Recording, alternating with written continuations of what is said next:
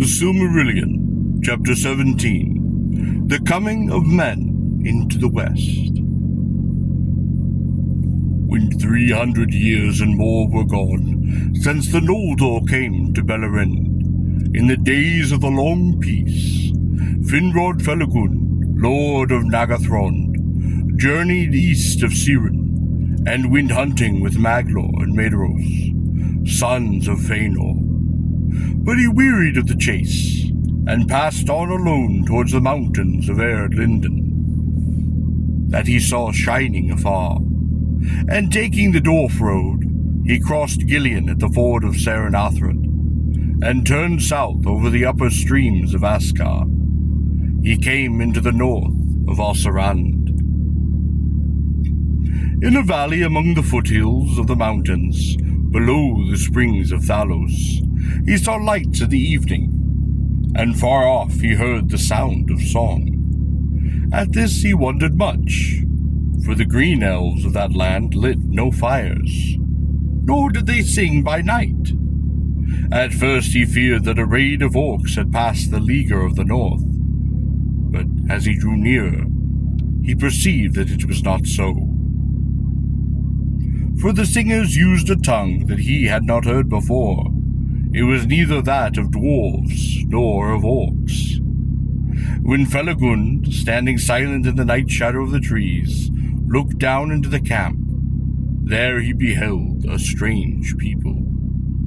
Now these were part of the kindred, and following of Beor the Old, as he was afterwards called, a chieftain among men. And after many lives of wandering out of the east, he had led them at last over the Blue Mountains, the first of the race of men to enter Belerind. And they sang, because they were glad, and believed that they had escaped from all perils, and had come at last to a land without fear. Long Felagund watched them, and love for them stirred in his heart. But he remained hidden in the trees until they had all fallen asleep. Then he went among the sleeping people. He sat beside their dying fire where none kept watch. And he took up a rude harp which Beor had laid aside, and he played music upon it such as the ears of men had not heard, for they had yet no teachers in the art, save only the dark elves in the wild lands. Now men awoke, and listened to Felagund as he harped and he sang, and each thought that he was in some fair dream, until he saw that his fellows were awake also beside him. But they did not speak, nor did they stir, while Felagund still played, because of the beauty of the music and the wonder of the song. Wisdom was in the words of that elven king, and their hearts grew wiser that hearkened to him. For the things of which he sang, of the making of Arda, of the bliss of Aman beyond the shadows of the sea, it came as clear visions before their eyes, and his elvish speech was interpreted in each mind according to its measure. Thus it was that men called King Felagund, whom they first met of all the Eldar, Nom, which is wisdom, in the language of their people. And after him they named his folk Nomen, or the Wise. Indeed, they believed at first that Felagund was one of the Valar, of whom they had heard rumor that they dwelt far in the west. And this was, some say, the cause of their journeyings. But Felagund dwelt among them, and taught them true knowledge. And they loved him, and they took him for their lord. And they were after loyal to the house of Finifin. Now the Eldar were beyond all other people skilled in tongues, and Felagund discovered also that he could read in the minds of men such thoughts as they wished to reveal in their speech, so that their words were easily interpreted. It is also said that these men had long had dealings with the dark elves east of the mountains, and from them had learned much of their speech. And since all the languages of the Quendi were of one origin, the language of Beor and his folk resembled the elven tongue in many words and devices. It was not long, therefore, before Felagund could hold converse with Beor, and while he dwelt with him, they spake much together. But when he questioned him concerning the arising of men and their journeys, Beor would say little. And indeed, he knew little, for the fathers of his people had told few tales of their past, and a silence had fallen upon their memory. A deep darkness lies behind us, Beor said. We have turned our backs upon it. We do not desire to return thither even in thought. Westward our hearts have been turned, and we believe that there we shall find light. But it was said afterwards among the Eldar that when men awoke in Hilderun at the rising of the sun, the spies of Morgoth were watchful, and tidings were soon brought to him. This seemed to him so great a matter that secretly, under shadow, he himself departed from Angband. He went forth into Middle-earth, leaving to Sauron the command of the war. Of his dealings with men the Eldar indeed knew nothing, and at that time, and learnt but very little afterwards. But that a darkness lay upon the hearts of men, as the shadow of the kinslaying and the doom of Mandos lay upon the Noldor, they perceived clearly, even in the people of the elf friends whom they first knew. To corrupt or destroy whatsoever arose that was new and fair was ever the chief desire of Morgoth, and doubtless he had his purpose also in this errand, by fear and lies to make men the foes of the Eldar, and to bring them up out of the east against Beleriand.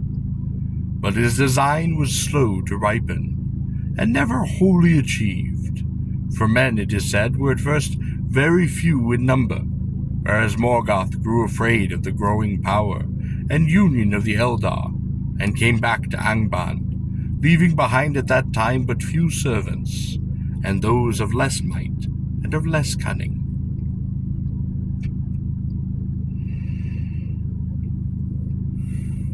Now Felagund learned from Beor that there were many other men of like mind who were also journeying westward. Others of my own kin have crossed the mountains, he said, and they are wandering not far away. And the Haladin, a people from whom we are sundered in speech, are still in the valleys upon the eastern slopes, awaiting the tidings before they venture further. They are yet other men, whose tongue is more like to ours, with whom we have had dealings at times. They were before us upon the westward march. But we passed them, for they are a numerous people, and yet keep together, and they move slowly, being all ruled by a single chieftain, who they call Marak. Now the green elves of Osserand were troubled by the coming of men, and when they heard that the lord of the Eldar from over the sea was among them, they sent messengers to Felagund. Lord, they said, if you have power over these newcomers, bid them return by the ways that they came, or else to move forward, for we desire no strangers in this land to break the peace in which we live. And these folk are hewers of trees, they're hunters of beasts. Therefore we are their unfriends, and if they will not depart, we shall afflict them in all ways that we can. Therefore, by the advice of Felagund, Beor gathered all the wandering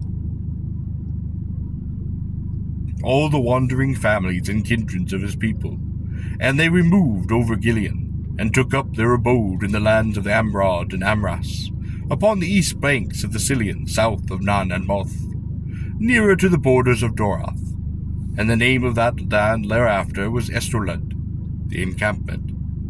But when after a year had passed, Felagund wished to return to his own country, Beor begged leave to come with him, and he remained in the service of the king of Nagathrond, while his life did last. In this way he gained his name, Beor, whereas his name before had been Balan, for Beor signified vassal in the tongue of his people. The rule of his folk he committed to Beren his eldest son, and he did not return again to Estrolad. Soon after the departure of Felagund, the other men of whom Beor had spoken came also into Beleriand. First came the Haladin, but meeting their friendship of the Green Elves, they turned north, and they dwelt in Thagalin, in the country of Caranthor, son of Fëanor. There for a time they had peace, and the people of Caranthor paid little heed to them. And the next year Marach led his people over the mountains. They were a tall and a warlike folk, marching in ordered companies. And the elves of Ossuren hid themselves, and they did not waylay them.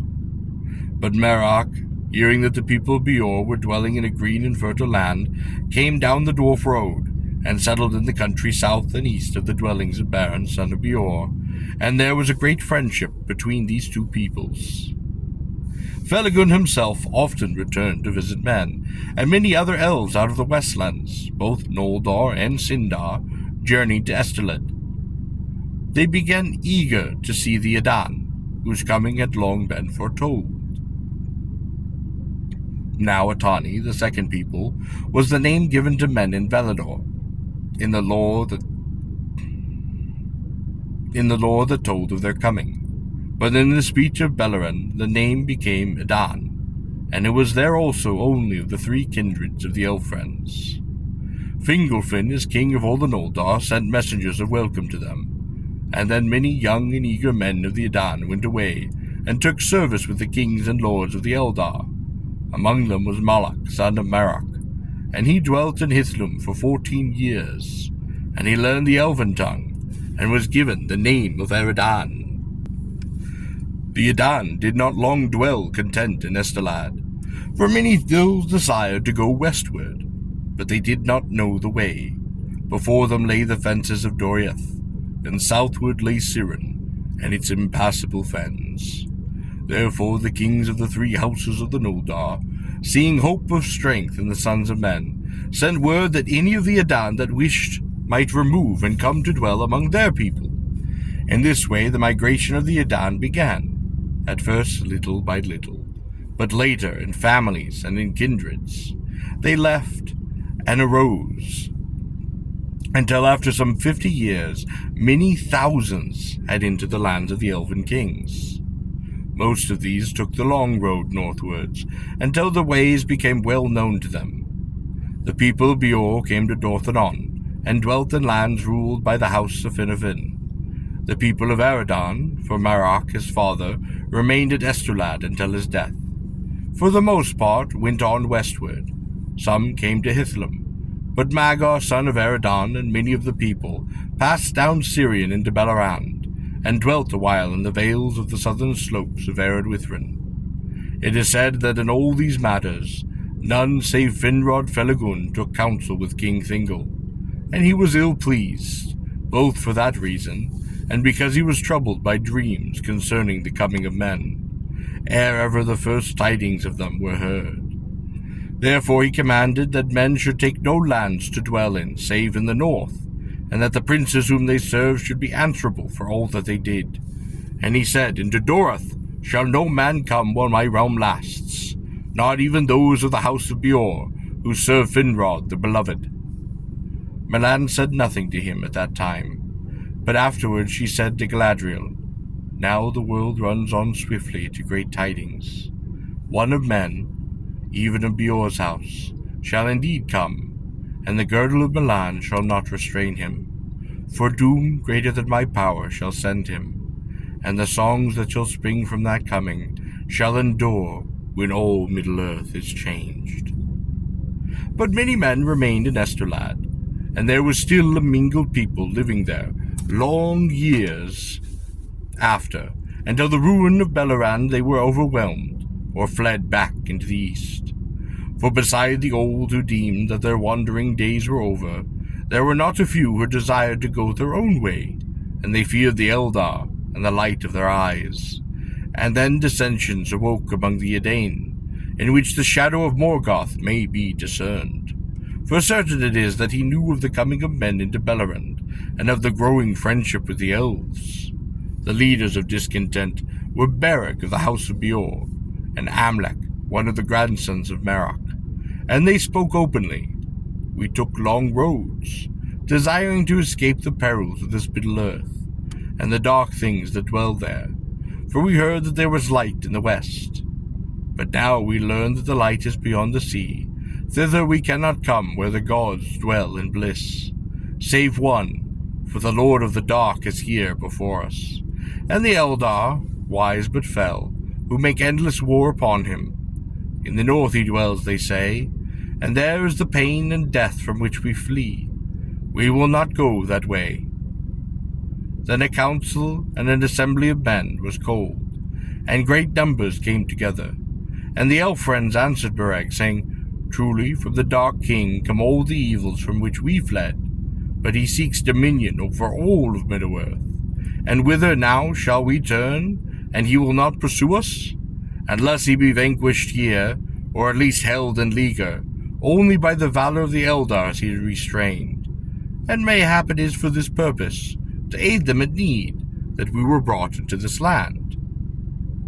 To this Bereg answered, Let the Eldar look at it. Our lives are short.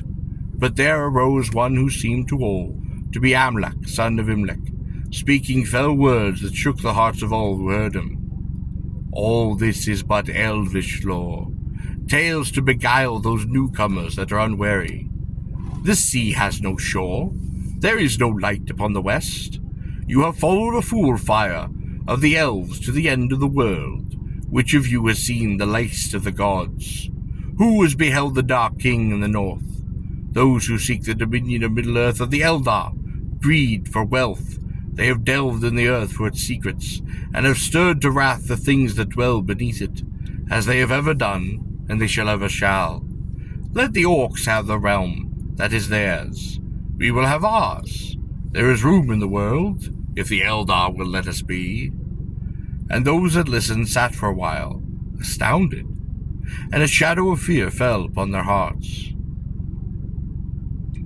They resolved to depart far from the lands of the Eldar, but afterwards Amlek returned among them, and denied that he had been present about their debate, or had spoken such words as they reported. And there was doubt, and there was bewilderment among men. Then the elf friend said, You will now believe this at least.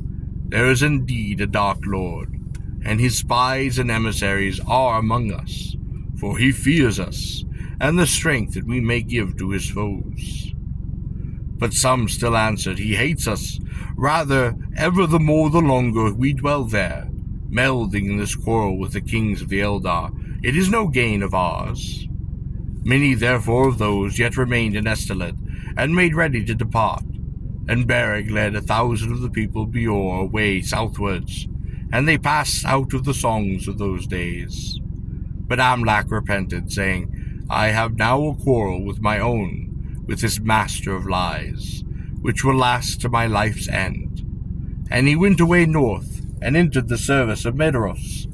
But those of his people who were of like mind with Bereg chose a new leader, and they went back over the mountains into Ered, and were forgotten. During this time the Haladin remained in Thegolin. They were content. But Morgoth, seeing that by lies and deceits he could not yet wholly estrange elves and men, was filled with a wrath, and endeavored to do to men what hurt he could. Therefore he sent out an orc raid, and passing east had escaped the Liga, and came into stealth back over Ered Linden by the passes of the North Road. It fell upon the Haladin in the southern woods of the land of Caranthur. Now the Haladin did not live under the rule of the lords, or even many together, but each homestead was set apart, and each homestead governed its own affairs, and they were slow to unite. But there was among them a man named Haladad, who was masterful and fearless, and he gathered all the brave men that he could find, and retreated to the angle of land between Askar and Gileon, and in the outmost corner he built a stockade across from water to water, and behind it he led all the women and the children that they could shave. There they were besieged until all the food was gone. Haldad had twin children, Halath his daughter, and Haldah his son, and both were valiant in the defense, for Halath was a woman of great heart and great strength. But at last Haldan was slain in a sortie against the orcs, and Haldar, who rushed out to save his father's body from the butchery, was hewn down beside him, leaving Haleth that held the people together, though they were without hope. Some cast themselves in the rivers and were drowned. But 7 days later, as the orcs made their last assault, and had already broken through the stockade, there came suddenly a music of trumpets, and Caranther with his host came down from the north, and drove out the orcs into the rivers. Then Caranther looked kindly upon men, and did Haleth great honor, and he offered her recompense for her father and for her brother. And seeing overlate what valor there was in the Dane, he spoke to her.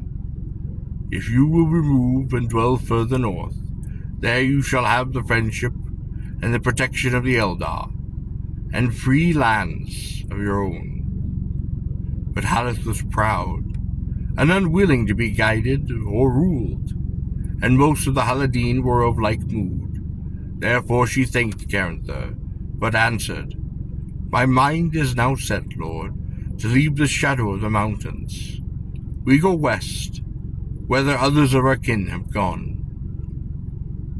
When therefore the Haladin had gathered all whom they could find alive of their folk, who had fled wild into the woods before the orcs, and they had gleaned what remained of their goods in their burned homesteads, they took Haleth for their chief, and she led them at last to Esteled, and there they dwelt for a time.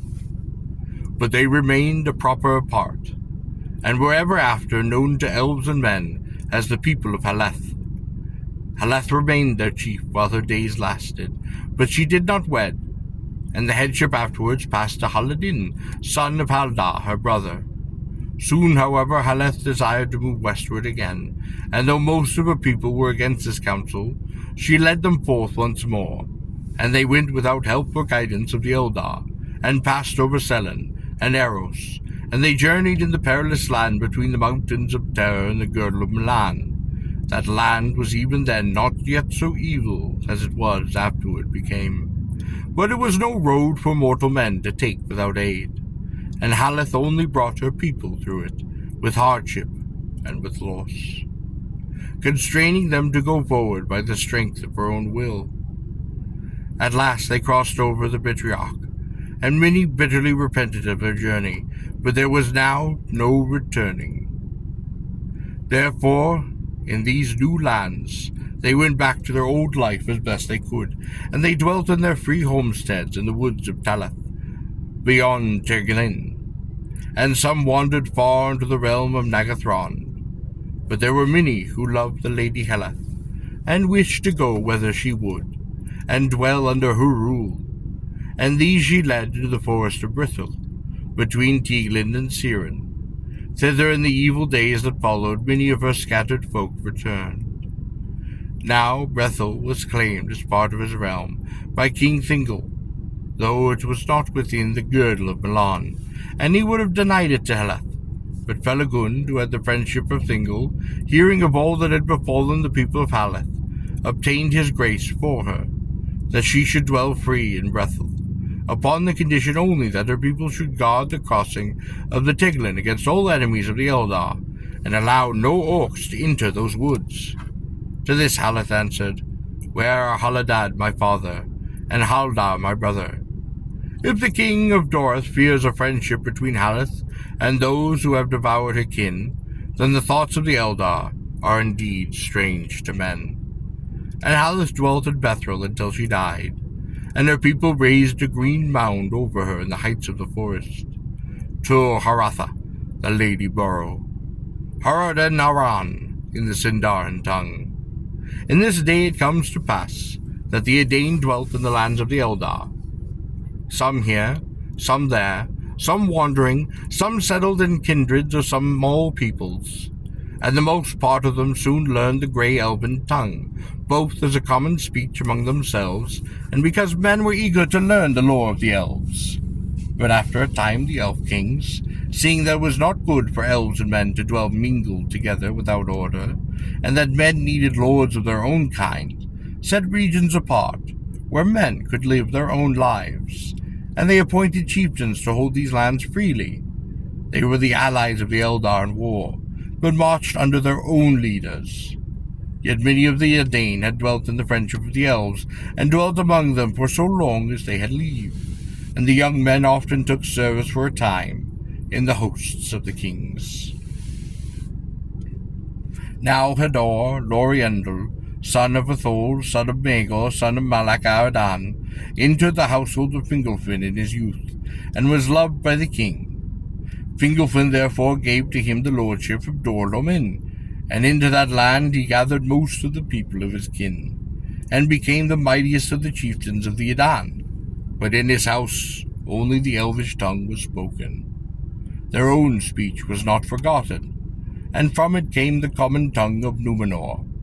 But in Dorthanon, the lordship of the people of Behor, and the country of Ladros, was given to Boromir, son of Boron, who was the grandson of Beor the Old. The sons of Hodor were Galdar and Gundar, and the sons of Galdar were Hurin and Hor, and the sons of Hurin was Turin, the bane of Glaurung, and the son of Hor was Tor, father of Irlander the Blessed, and the son of Boromir was Beregor, whose sons was Begalus and Breor, and the sons of Bregalus were Bergund and Belegund, and the daughter of Bergund was Morwen, the mother of Turin, and the daughter of Belegund was Rand, the mother of Tuor. But the son of Berethor was Baron One Hand, who won the love of Luthran Thingol's daughter, and returned from the dead. And from them came Eloing the wife of Elendil, and all the kings of the Numenor thereafter.